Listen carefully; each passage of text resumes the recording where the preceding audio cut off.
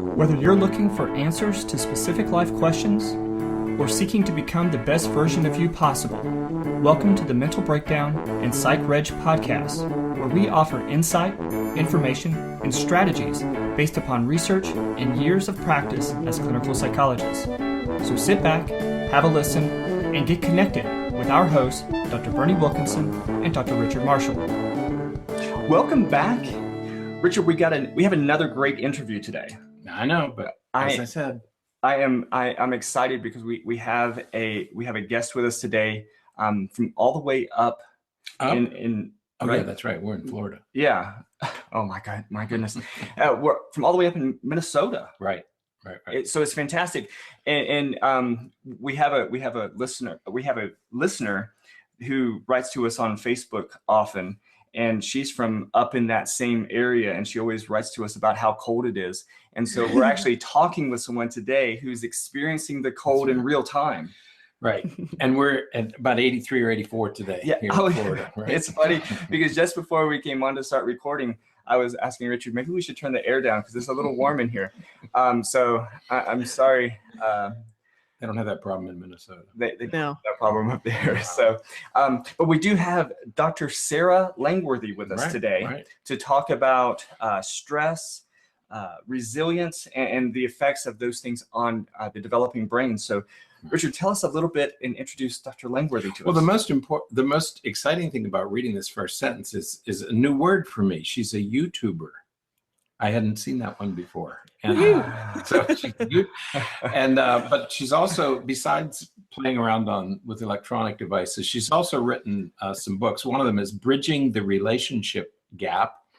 And she has a YouTube channel called Developmental Enthusiast Channel, which covers the science of brain development, stress, and resilience, and provides practical strategies for working with children and families facing challenges. Sara's also an organizational advancement, evaluation, and digital communication consultant, which means I'm going to get left behind quickly with you two talking about things that I don't know anything about. You can learn more about Sara and her work by visiting her website, www.drlangworthy.com.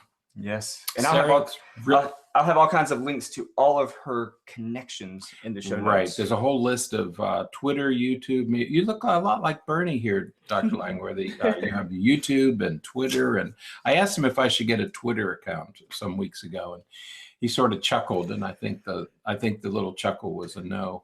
That I don't need a Twitter account, right? No. Shook his head. Just sort of sent a shiver through his whole body when I mentioned Twitter in the same sentence.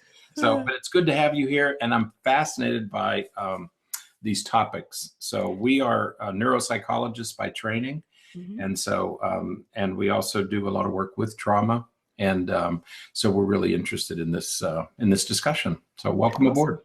Well, thank you so much for having me on the podcast. I am excited to talk to you both today and share a little bit about what I've been up to and dive into some of these kind of hard topics to talk about. They're not always straightforward, and it's also not always positive, but I really believe in framing it from a positive standpoint, that across development we are able to change and grow and continue to recover and repair damage that may have happened early on in life. But I'll give a little bit of background, I guess, on how I landed in this field and that was our first question. Yeah. How did you end up? How did I get here?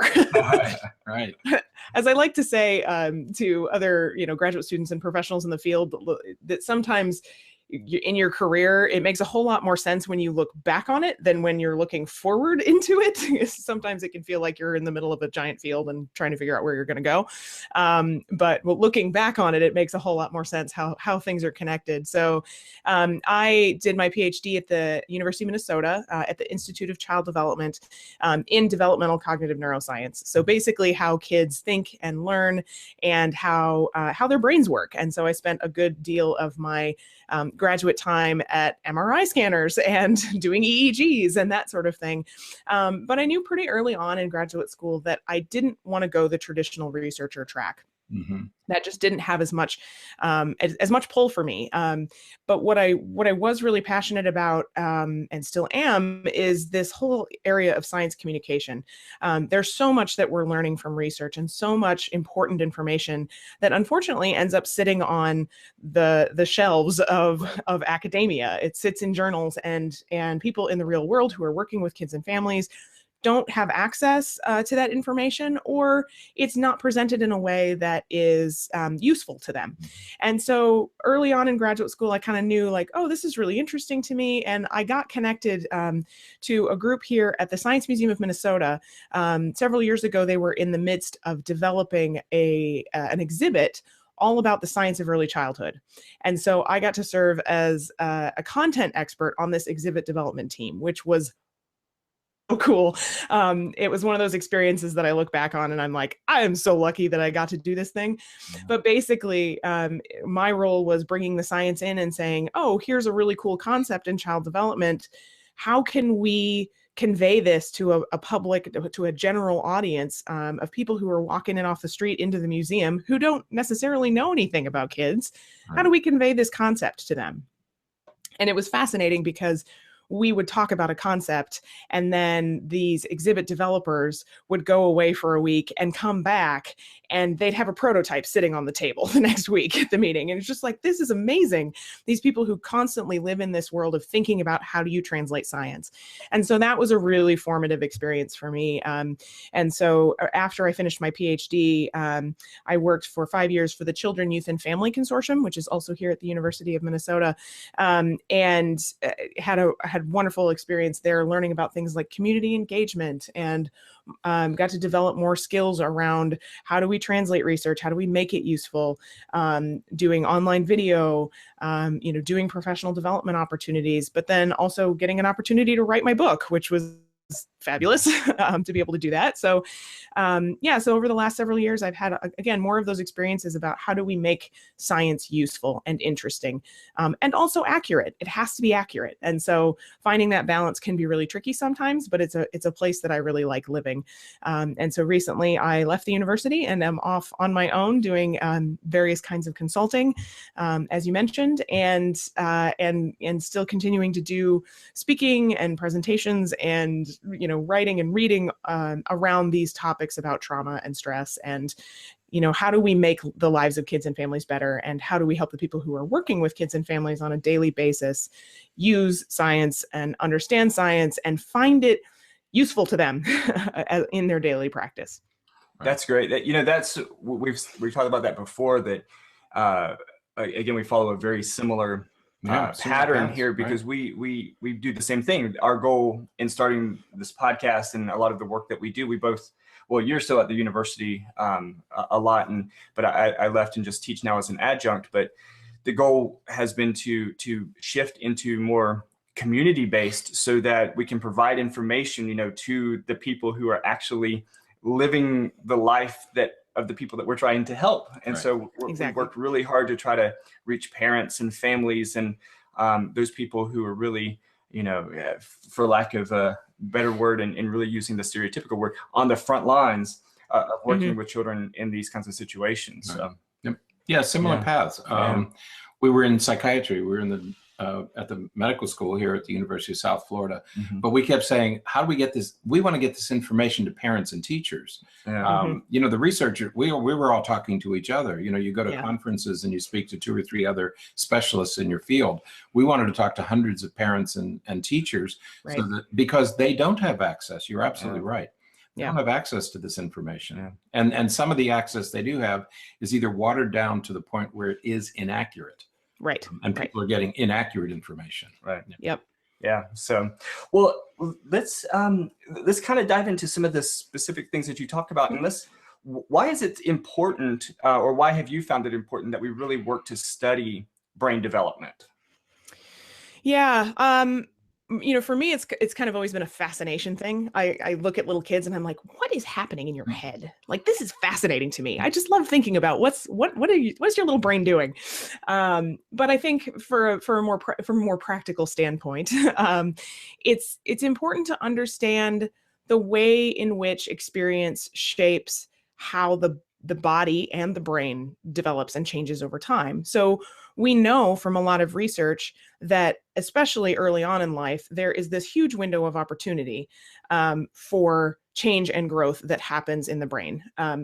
Babies are born with, billions of neurons, and then they go through this process that we call neural pruning, where experience, the daily interactions they're having with caregivers, the exploration that they're doing in their surrounding environment, those things are actually changing the shape and function of the brain. It is changing how neurons are connecting to one another. It's laying down these foundations and these pathways from which everything else will then grow.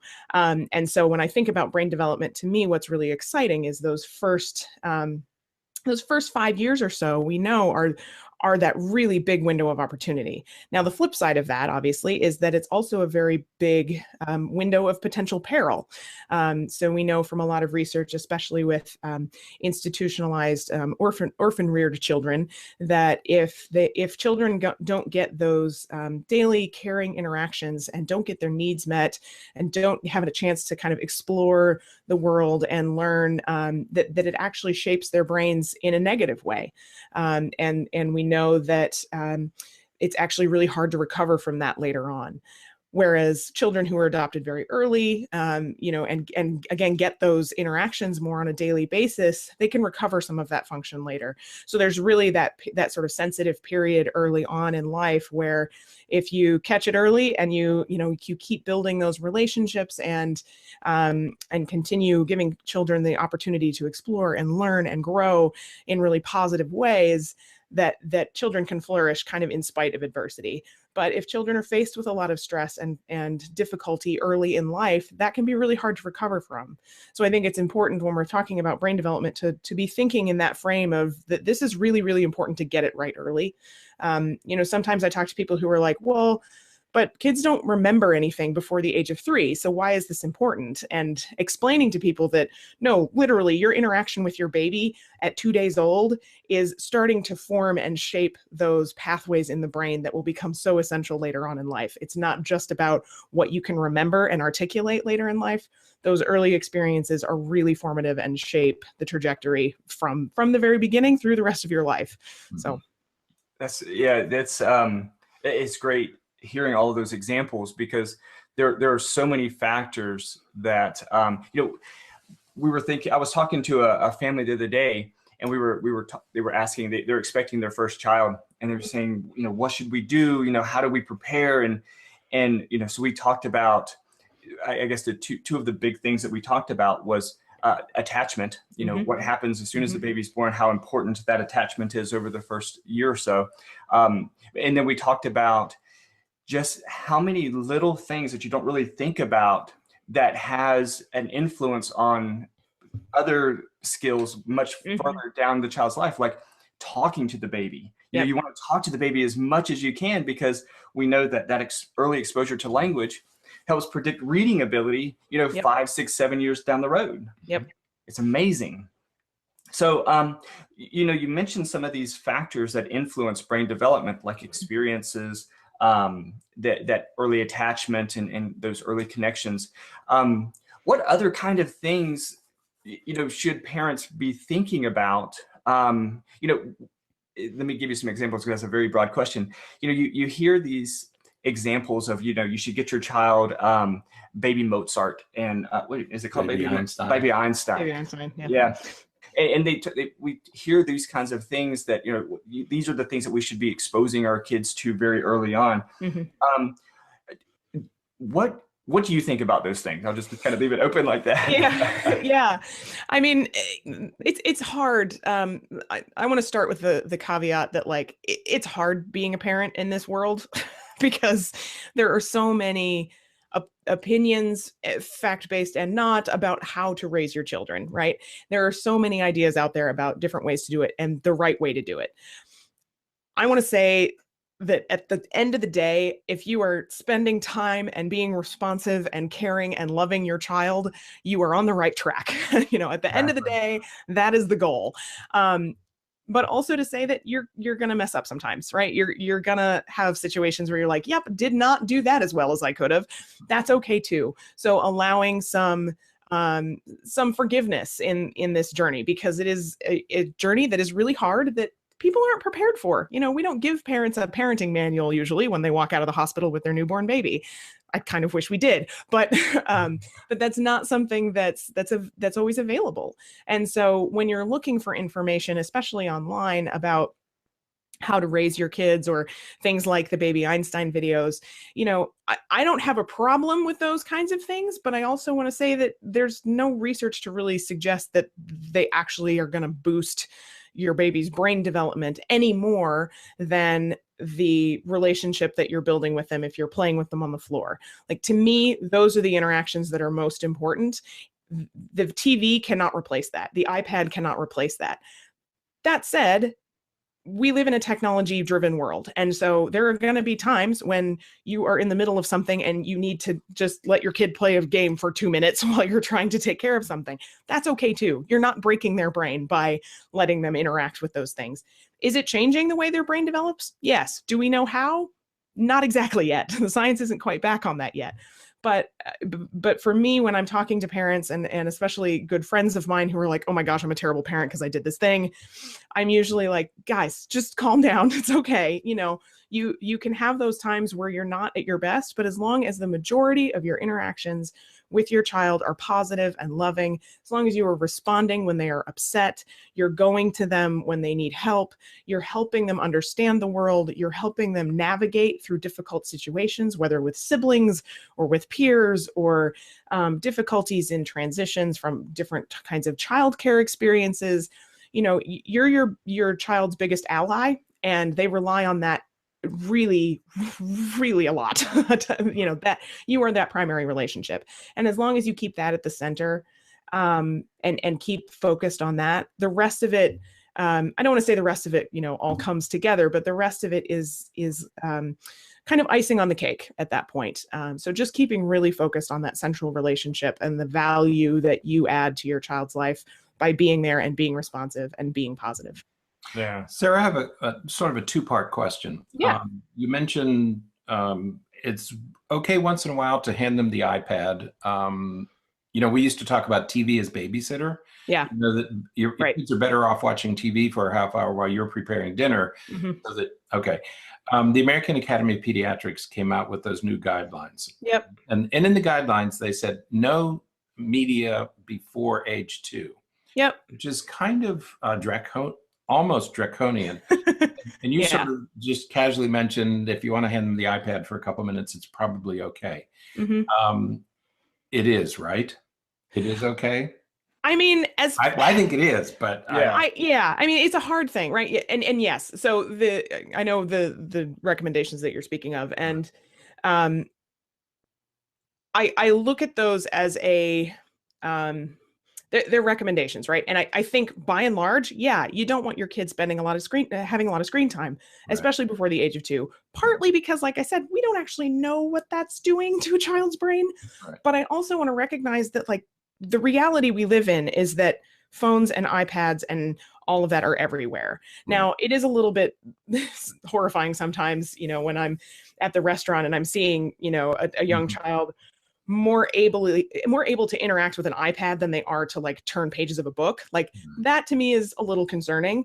But if you're going to give your child, you know, something for a couple of minutes while you're trying to make a phone call, you know, that I feel that you should not feel awful about that, right? Like, there are going to be those moments, again, that yes, I would rather that you be on the floor playing with your kid, but if that's not your reality right now, that's okay. Well, but again, making sure that those times don't add up, and making sure that those are fewer and farther between than you being able to play on the floor with your kid. Right. Well, that's the second part of the question, because parents will often ask, well, if it's okay, how much is okay? How much is okay? And it's hard to quantify that, of course. Right. Which is, I think, why the recommendations are what they are, is it's just easier to say no screen time before the age of 2. But I also think we live in a world where there are screens everywhere. It's not actually possible to do no screen time. Yeah, I think it's one of those things where they say, don't do it at all, knowing that you're going to do it some. Right. Yeah. But if they said do it for, you know, that an hour a day is okay, then they know that everybody would be doing 5 hours. So it becomes a slippery slope. Yes, exactly. Okay. All right. Yeah. So, yeah, that's perfect. So, now one of the other things that you mentioned is that, during these early years, a lot of these things influence brain development. And a lot of these things we've talked about have influenced the brain in hopefully positive ways. But there are certainly things that influence the brain development in negative things. Like you mentioned, the children who grew up in, orphanages who aren't able to develop those attachments and things like that. So in those cases, we're talking about the experience of stress and trauma and the absence of developing attachments and things like that. What do we know about the effects that those things have on the brain development? Yeah. So there's been some great work, and it's actually relatively old now. Okay, it's like 20 years old now.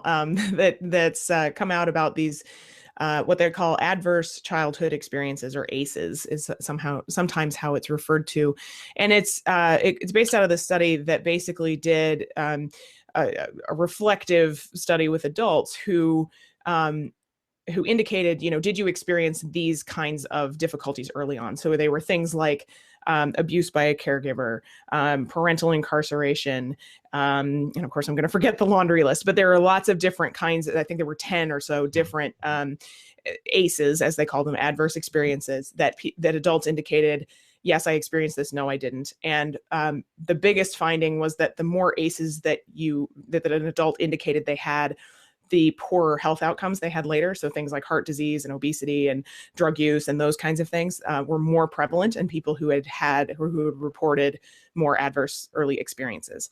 And there are a couple of things about this that I find really interesting and important to outline. The first of which is something I mentioned earlier, which is that sometimes, children don't remember before the age of about 3 or so. And so they may not even be able to report those kinds of experiences. So these are just experiences that adults can remember and acknowledge as a thing that happened to them. And so there may even be some underreporting. It's hard to know. And so that's kind of the problem with this reflective kind of study. But what's really compelling is to say, okay, even in these things that people do remember having occurred, you're seeing this strong of an effect later on in life with physical health outcomes.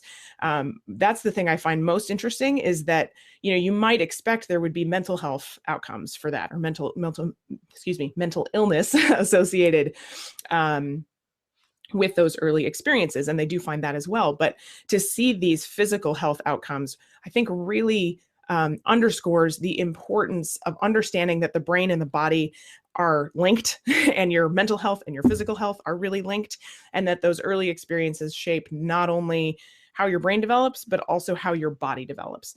And so there's been subsequent, lots of really interesting research in the stress world to indicate that even in the case when a baby is in utero, when a baby is being grown in those first few months, that the stress that a mother is experiencing actually affects the way that the stress system of the baby develops, which is scary and also really important to know that that the experiences of mom really, really, really affect baby. And so that raises all these questions about what are we doing to support mothers when they are pregnant and when they are growing their little humans inside of them, to make sure that they are supported and are not experiencing a huge range of adversity and traumas and stressors themselves, because we know that will affect how their baby develops. And the same is true of early childhood. We talked about the things that are happening early on in life, and those experiences really shaping the way that the brain develops. We need to be able to minimize those kinds of difficulties that children have to experience early in life, so as to set them up for better health outcomes later. And so I think that's one of the really interesting kind of frameworks that comes out of the ACEs study, is just understanding the ways in which those early experiences profoundly shape the human across the whole lifespan. Yeah, that's great, because what those big studies, those ACEs studies did too, is we often think about certain populations that, where we are more concerned about the development of the child, like, teen pregnancy and those kinds of things. And what those studies really did was they're really introducing this idea that the stress of the mother, it's not so much, it's not just what happens afterward. It's all that prenatal exposure and just all of those issues that the mother experiences that also influences the way that the brain develops in utero, and as you said, the sort of the stress response system of the child develops. It's really fascinating stuff. Right. The other thing I would say about stress, and this is something that I kind of have to hop on my soapbox a little bit about, which is this idea, sort of in the pop culture media world, you get this idea that that when we're talking about stress, it's like, I'm so stressed out for my job today, which is real. I want to acknowledge, like, that's a real thing. But usually when we're talking about stress and the way that it impacts brain development, we're talking about what we like to call toxic stress. So these are the chronic, uncontrollable experiences of stress that that you don't have sort of buffers from, and you don't have ways to recover from effectively. And the degree to which it's a toxic stress experience really sits with that chronic and uncontrolled nature. And with children, it's especially difficult because they may not have the sort of coping and self-regulation abilities to cope with stress in the same way that adults might. And so that's where they really rely on their caregivers to help buffer them from those experiences of stress. And so if the whole family is experiencing toxic stress, it can really have some profound consequences, because if mom is struggling under or mom or dad are struggling with a lot of stress, that affects the way the interaction with the child happens. Right. And then the child is also in this context of stress. And so it kind of compounds and builds upon itself. And so figuring out ways to best support children and families who are facing a lot of these kinds of really difficult early life things, and helping parents understand how to continue to be that responsive and supportive caregiver, even in the context of stress. Like, there are ways to do that on a daily basis that can be really helpful, even if you're in this larger context of living in a stressful experience. Yeah. Sara, on the opposite end of that spectrum, we read some much less about neglect than we do about stress. The effects, there's some literature to suggest that the effects of neglect may be as profound as the effects of toxic stress. Can you talk about that some? Yeah. So neglect, I mean, in a lot of ways, I would put neglect in the category of toxic stress. And so neglect is basically the lack of something. Usually when we talk about neglect, it's like the lack of that adult-child relationship, that the adult is not being responsive to the child's needs. And so we know from a lot of literature that that can have, as you said, really profound consequences for how children understand the world. And one of the studies that I like to talk about when I'm talking to professionals or to parents about this are some of the emotion face processing research. I don't know if you guys are familiar with that, but basically neglected backgrounds, or who have experienced a lot of neglect, have more difficulty differentiating between different types of emotional facial responses and expressions, because they don't have that experience, which is one of those like, oh, well, we know how to interpret different facial expressions pretty easily. Most people, you can kind of read, okay, is somebody angry? Is somebody sad? Is somebody happy? Is somebody, upset? What's that facial expression look like? But you think about a child who doesn't have a lot of experience interacting with a caregiver, of course, they wouldn't necessarily have as finely tuned understanding of those different facial expressions. And then you think about how that might play out in, say, an early care environment. There's a lot that happens in those early care environments, right? There's a lot going on, and a lot that's required of young kids, including the ability to recognize facial expressions. That is a task that we all have to do on a daily basis to some degree. And so you think about children who are basically kind of behind in that already, And of course, it's going to create some tension and some difficulty because they're not understanding like what's happening here. I don't get it, which to a care provider can look really strange and can be sort of like, why are you having trouble with this? This should be pretty easy for you because you're a 4-year-old or whatever. So I think when we're talking about understanding children coming from neglect and also from abuse as well, similar kinds of issues with understanding facial expressions, I think it's helpful for providers to kind of step back and go, okay, what's the broader context here? You probably have expectations about here's what a 4-year-old looks like, or what a 4-year-old should look like. This child is acting a little bit outside of my expectation here. Why is that? And understanding that it might be something like neglect. It might be something like abuse. It might also be that this child is just a little bit different. And so doing a lot of that kind of trying to get that curiosity and asking, okay, what's going on here? Let's kind of unpack this a little bit and see what behaviors we're seeing and what that might be indicative of, kind of being a little bit of an investigator, as I like to put it. I think that can be really helpful because sometimes we respond to behaviors so quickly that we kind of have that knee-jerk reaction that this child is doing a bad thing, as opposed to thinking like, okay, why is this child reacting this way?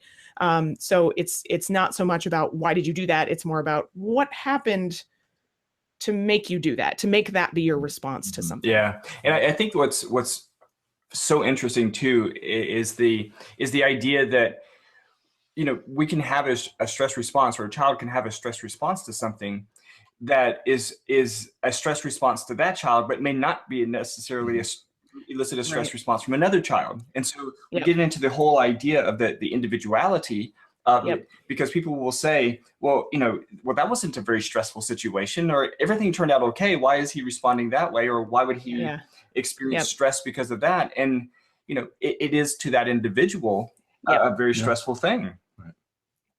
Well, and I think that's a great point too, especially when we're talking about trauma. One of the things that I like to emphasize is that it's kind of all in the eye of the beholder, right? There are situations that others may deem as traumatic, but if that person who is experiencing it doesn't experience it as a traumatic event, and if they have relationships to help buffer them and coping strategies and that sort of thing, to them, it may not be traumatic in the same way that we would project on it. So I think it's always important for people to kind of shift their frame too, in terms of labeling things as a traumatic experience, understanding that, okay, maybe for this person it wasn't, or maybe this thing that seems pretty normal to me actually is very stressful and traumatic to this individual because of the larger context they live in, because of the experiences they've had. There are any number of reasons why. And instead of trying to label it based on our understanding of the world, making sure that we're shifting and trying to live in that person's shoes a little bit too, and understand, okay, maybe this child is reacting in this way because they've experienced XYZ over here. And I need to understand that and adjust my reaction to them based on that understanding. Right. So with a lot of our conversation, we've been talking about sort of development in this broad context. And when we think about development, of course, we think about, sort of the 5 big areas of motor development and cognitive development and social, emotional, and what areas, or are there particular areas that are more affected by some of the stress and trauma than other areas?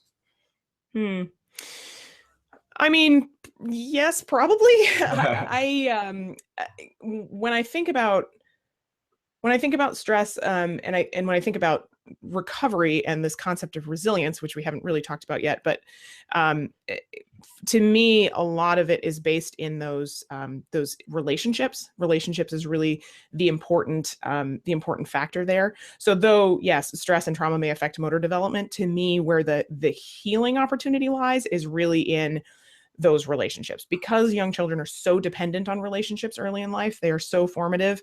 You mentioned attachment earlier. That is such an important foundation for everything that comes later, that to me, where those opportunities for recovery and for resilience really lie are in those relationships with caring, supportive adults. And so for me, the social emotional aspect of brain development is perhaps, I would argue, one of the most important, especially early in life, but I would say across the lifespan, that relationships have the capacity to heal in ways that cognitive interventions might not.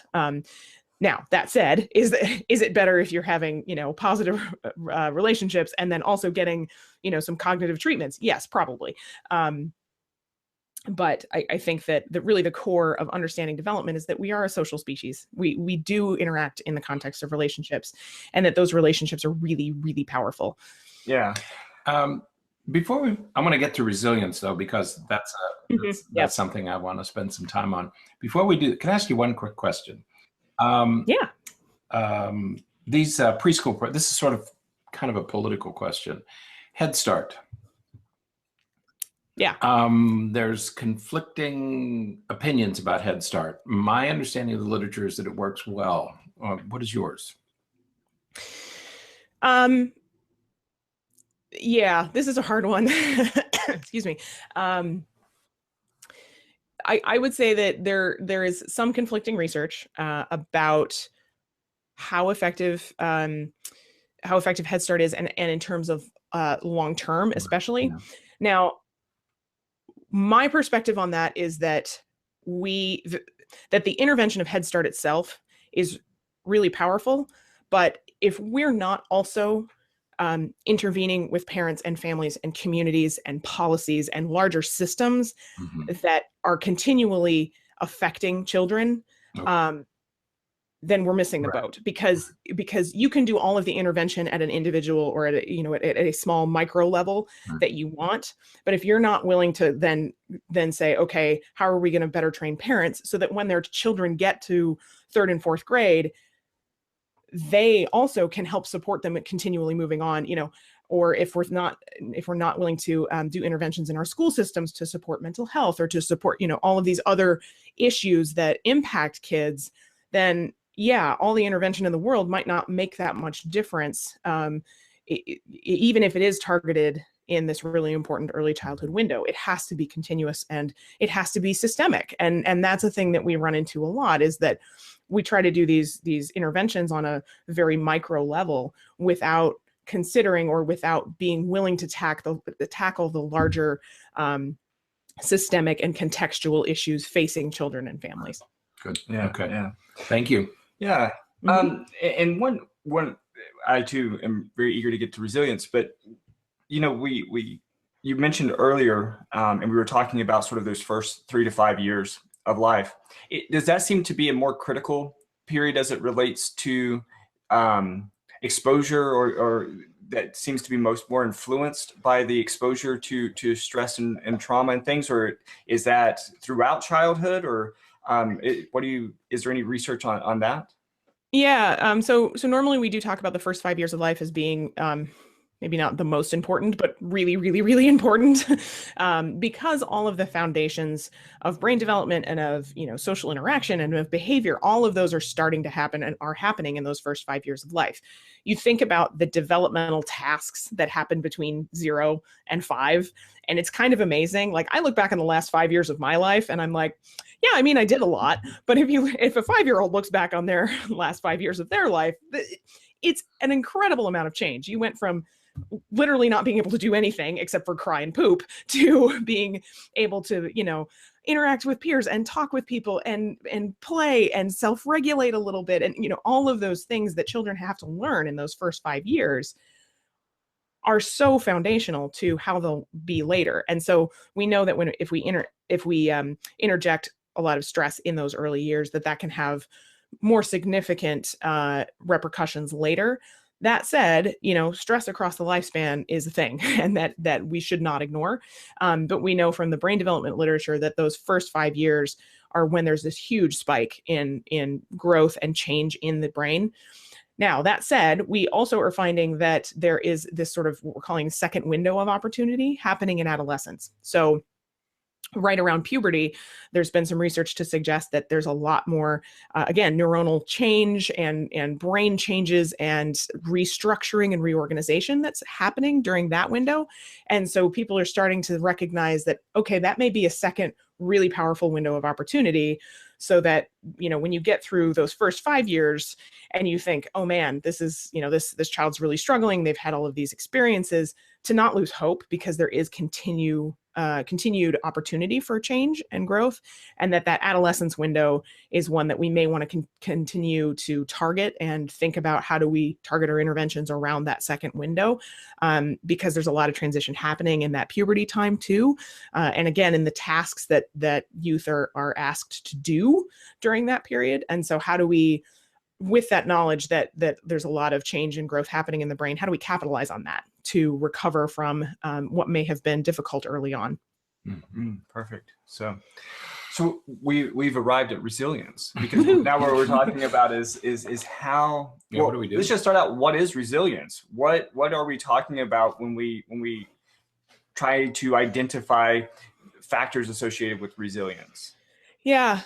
So one of the professors at the Institute of Child Development, her name is Dr. Ann Maston. She is sort of one of the people in resilience, in the resilience research world. And she refers to resilience as ordinary magic, that it arises from and in the context of these everyday experiences and interactions. So it's not something that some people have and other people don't.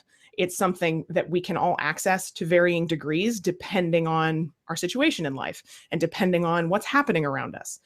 And so resilience is really this idea that there are things in our lives that we call protective factors, things that help us cope with difficult situations. And then there are things that we call risk factors, which are, a lot of the things we've already talked about, these stressful experiences and, living in unsafe neighborhoods. And there's a laundry list of these difficult things that you might have to go through. But if you can rely on what we call these protective factors, so things like positive and supportive relationships with caregivers, positive relationships with peers, things like the belief in a sense of hope or purpose in life, supportive communities, those kinds of things can be really helpful in buffering people against the effects of things like stress and other risk factors that they might experience. And so when you think about growing resilience, it's not a magic pill. It's not a, multi-million-dollar intervention necessarily. It's having one supportive person in your life that you can rely on when you're dealing with something that's really, really difficult.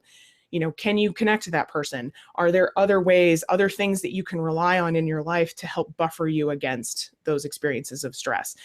So, so this idea of resilience, I think sometimes gets a little bit misunderstood. In fact, there's the term resiliency, which is thrown around a lot, which, depending on your perspective, it could be construed to be understood as a personality trait. It is either something you have or something you don't.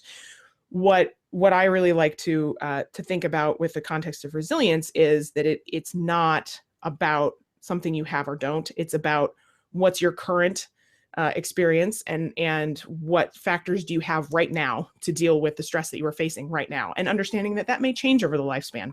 So recently, I did a video on my YouTube channel called Harry Potter and the Ordinary Magic of Resilience, where I outlined this topic of resilience and protective factors and risk factors, and talk about the different Harry Potter characters and how they represent those different experiences, and emphasize that over the course of those 7 books, Harry, as a model of resilience, his ability to access those protective factors to buffer him from stress changes across that time. There are times when he's really able to cope, and there are times when he's not. And that's kind of the hallmark of resilience. It's not that you're always going to be resilient in every situation. It's in that moment, can you access those factors in a way that helps buffer you from this particular experience? And it may change week to week, month to month, year to year. It's fluid and continues to change. It's not something you either have or you don't. Great. Yeah, that's a lot of dense information. Yes, sorry. That's great. I wasn't ready for that one. It makes me really want to. I'm definitely going to check out the Harry Potter. Yeah, because you're absolutely right. And I love it that so many of the great authors and creative folks demonstrate these kinds of things so well, and then we can relate it to in ways that make sense and are understandable. And we talk in our practice, we talk a lot about you have to put children in. You have to create sort of little stressful circumstances so that children experience failure, they experience falling short. And I think I heard you saying is this gives parents and teachers a chance to sort of teach and develop resilience. That's what you're giving them. Yeah, so that actually goes back a little bit to stress. So I mentioned toxic stress before. One of the other categories, there are 3 categories that we use when we talk about stress. There's toxic stress, there's tolerable stress, which is basically really stressful experiences that you can recover from because you have these supportive relationships and other protective factors that we were just talking about. And then there's positive stress. So though that stress is the sort of everyday experiences that you have in life, that kind of throw you for loops a little bit, but help you develop that stress system and how to respond, how to cope, those kinds of things. So I think about like right now, I'm a little bit, stressed out, a little anxious, like, oh, this podcast thing, they're recording me and oh gosh, oh, am I saying stupid things, but I know that at the end of this, at the end of our recording, I'll come back to kind of a normal state and be a little less anxious and a little, a little more calm. So for kids, it's really important to have those positive stress experiences. So yes, stress is actually important for kids to experience in small, time-limited, supported doses. Right. So building those skills, because it helps children build those skills of regulation. How do I cope when something in life throws me for a loop? Right. Do I completely lose my mind? Maybe at first, but if I learn that if I'm feeling really anxious, I can go talk to my parent and say, I'm really anxious about this, help, or express that in some way, then the parent can help them with those coping strategies to kind of recover back to normal again. Yeah, it's great. It makes me think of a story that I've told before with my son when he was younger. He used to play baseball.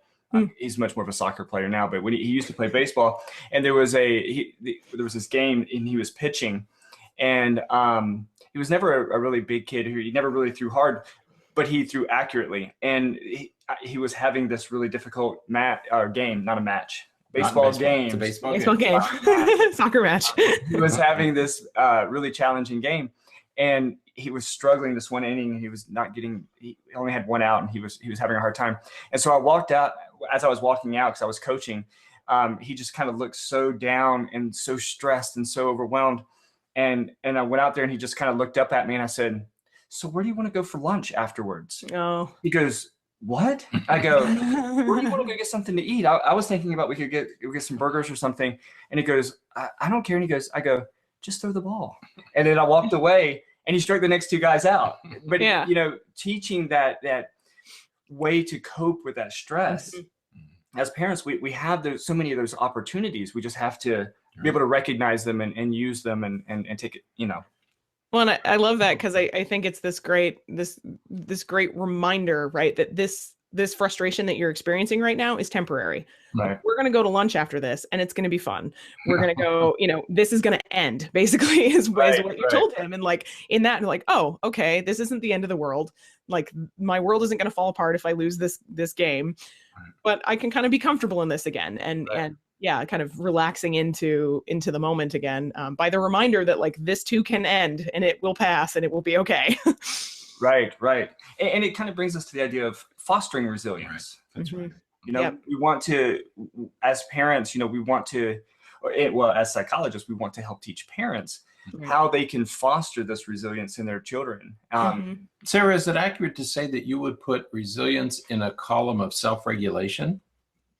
I don't know that I would say they're very related concepts. And I would say that regulation is a cornerstone of resilience and is a skill that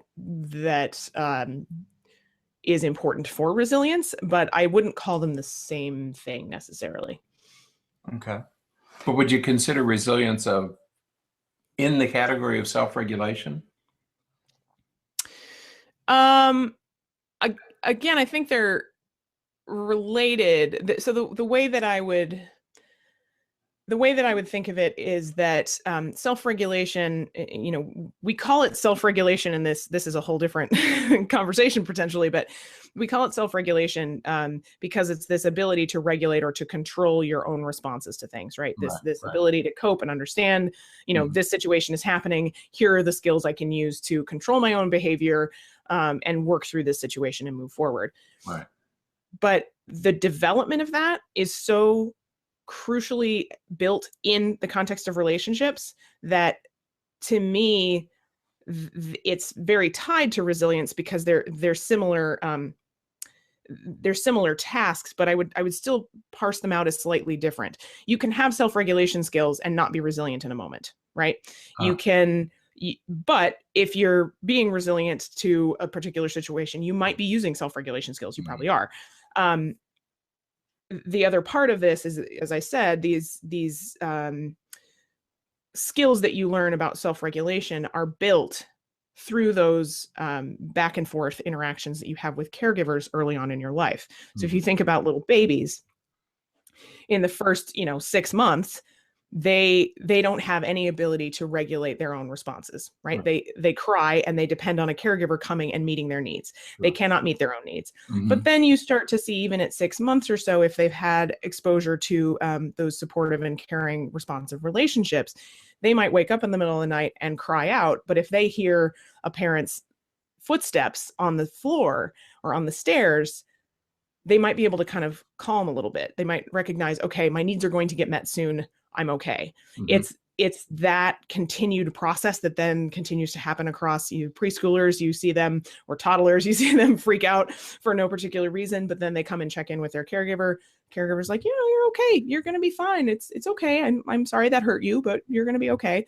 And then they can recover and go back to playing again. So those constant back and forth relationships and those interactions, that's what builds those self-regulation skills. That's what builds that resilience. So they're very interrelated concepts, but I would say that they're still different, because resilience is not only self-regulation. There are other components that are a part of resilience that are sort of decoupled from that, but they are really related, I would say, and that self-regulation is really important for being a normal human, but also for being resilient to stress. Yeah. Thank you. Oh, good. So you've mentioned several things, especially early in childhood, that we as parents can do to help foster resilience by, meeting the needs of our children, kind of being consistent, developing that attachment, and making sure that you are there to meet their needs and to help them feel secure that they're going to be helped and that their stress is they're going to recover from their stress. Yep. Are there other strategies, either during that first 5 years or even as a child continues to develop, strategies that parents can use to help foster some of this resilience? Yeah. I think one of the things that comes to mind immediately for me is the concept of helping children understand and being able to articulate their emotions. So I'm sure if I ask the two of you right now to conjure up the feeling of disappointment, you kind of know what that feels like. Now, the feeling of frustration, okay, it's related, but a little bit different maybe. And then the feeling of anger, right? Those are very different feelings to us. And we can kind of identify in ourselves, what does that feel like? Now, how did we learn that that's what that is, right? Somebody told us, somebody explained to us, oh, what you're feeling is disappointment. People, and even if they didn't say like specifically, well, your hands are clenched and your face is all scrunchy, and so therefore you're mad. There's that language discussion of emotion that happens throughout childhood in explaining to children, like, I understand that you're mad right now, but this is how we should act instead, or that sort of thing. That coaching and that continued explanation of different feelings is something that's really crucial and subtle, but we don't always think about it. But a lot of times with kids who've experienced a lot of trauma and stress early in their lives, you see that they don't necessarily understand the different variants of an emotion.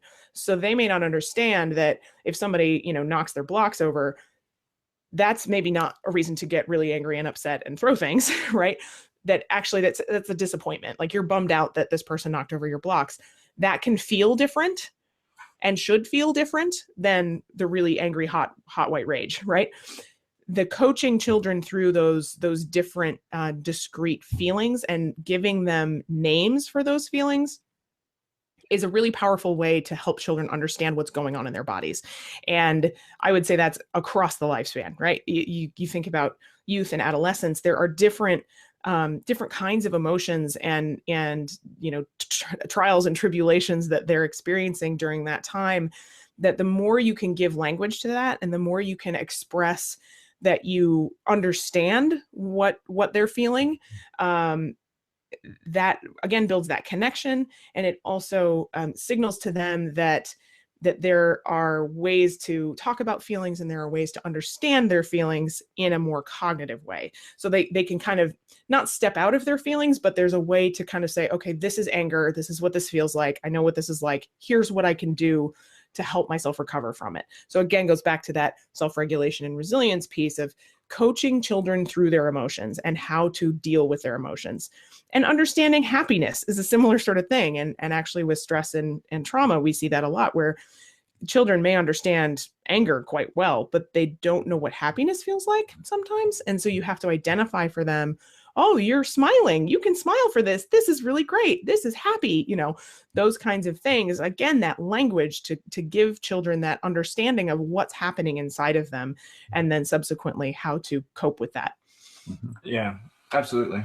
And the other thing that happens in adolescence is that they begin to have the cognitive ability to recognize that they can experience two emotions at the same time. You can be both excited and worried at the same time, or excited and anxious, or scared and happy. Like when you watch horror movies, you can enjoy a horror movie, but be, scared out of your wits at the same time. Right. So, and that's really complicated because younger kids, like I think about young kids who, whose parents allow them to watch really scary movies. The kids can't differentiate because they're just not, they don't have that abstract, higher order thinking yet, where they can separate an enjoyable film from being really scared. Right.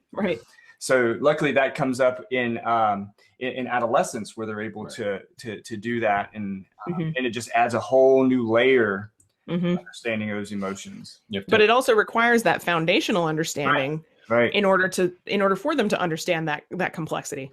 Right. Yeah. Exactly. Okay. So we have really covered a lot of territory here. A lot of information. Anything else? I think I'm out of questions. Okay. For now, anyways. Well, I would love to hear. Say Sarah's out of answers. No. I can talk all day, you guys. You got to shut me up eventually. I would be curious to hear from you, based on your practice and your experience. What are your reflections on concepts like resilience, and how do you see that play out in the families and kids that you work with? I think that it's obviously it's so important. I do often find it challenging at times when you have to, you see kids who've had certain experiences, and certainly sometimes in the area that we're in, it's really difficult to help parents understand that we're talking about an 8-year-old who has 8 years worth of experiences that we're trying to resolve and manage, because how often do we hear, well, he's only 8, what does he have to be stressed about? And it's like, well, he really has a lot of stuff going on inside his head that he's trying to make sense of. It's really difficult. It's not that easy. And that seems that to me has been some of the biggest challenges that I've had in working through some of these kinds of issues. Yeah, for me, it's been, I think, two things. One is, and you mentioned this earlier, the accurate identification of emotion, getting the right word. What is the word that you need? Frequently, adults will say, well, I'm frustrated. But that doesn't really identify precisely what your emotion is. And I like to work with kids on identifying their emotions. But the other thing is, it's okay to have the emotion. It's what do you do about it, and how do you express it? It's not okay to hit your. It's okay to be angry. You can't slap your sister, when you're angry. Exactly. You can't hit her in the head with a truck. So that's the other thing that we spend a lot of time working on, is how do you express it. Mhm. So Yeah, separating feelings and behavior, that your feelings don't have to control your behaviors, and in fact, probably shouldn't. should not, right? Yeah. Most cases, that's not a good relationship. Exactly. Right. Exactly. So yeah, Well, Sarah, you have to come back. We have to Okay, do sure. more of this. Okay. It was delightful. Yeah, I enjoyed it. Yeah, and again, I'm definitely going to check out the Harry Potter talk. Hey, on- well, let me ask you this now. You're in Yeah. Minnesota. Is Virginia Berninger there? The name does not ring a bell. Berninger. Okay. I didn't know whether she No. was there because she's at one of those centers, and I didn't know whether it was Minnesota Okay. or Washington. She may be at Oh, University. she may be there. Yeah, I don't know. Sorry, he does that to me all the time. Do you know so and so? He'll like mention a name, and it's like I don't know. It's better. It's better. Okay, never mind. You see? Fair enough. I get it. It happens. I understand. Oh, talk about stress. Trying to build up my resilience. Learning how to cope with this.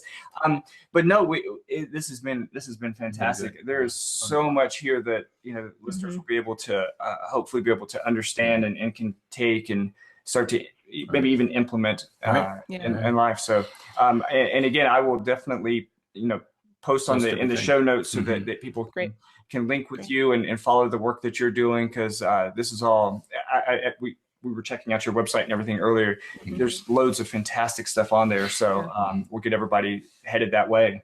Yep. Yeah, great. Even I will be connected. Woohoo! You seem a little skeptical, Bernie.